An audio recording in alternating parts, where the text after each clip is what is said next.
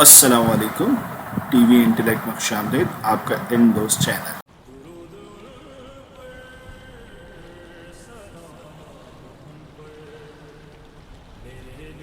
حضور پاک صلی اللہ تعالی علیہ وآلہ وسلم کی احادیث مبارکہ قرضہ دینے والوں کے لیے۔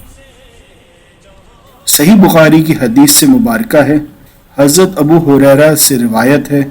اس کا مفہوم کچھ یوں ہے، حضور پاک صلی اللہ تعالی علیہ وآلہ وسلم نے فرمایا، ایک آدمی تھا جو لوگوں کو قرض دیا کرتا تھا۔ وہ اپنے خادم سے کہتا، جب کوئی نادار شخص تیرے پاس آئے تو اس کا قرض معاف کر دے، شاید اللہ ہمارے گناہوں سے درگزر کر دے۔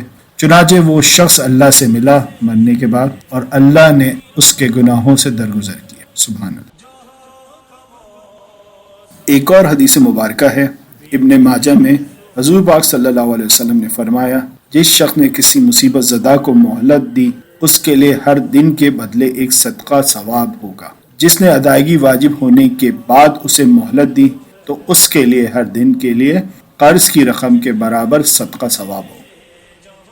دوستوں، سود کے بغیر قرضہ دینا نہ صرف ایک ثواب کا کام ہے، بلکہ قرضدار کو مہلت دینا اور اس کے لیے آسانیاں پیدا کرنا ایک بہت بڑے اجر و ثواب کا کام ہے۔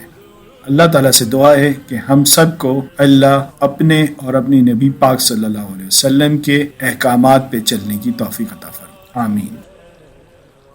اگر ہماری ویڈیو پسند آئی ہے تو لائک کیجئے، شیئر کیجئے، کمنٹس کیجئے اور ہمارے چینل کو سبسکرائب کیجئے تاکہ ہماری حوصلہ افزائی ہو۔ شکریہ۔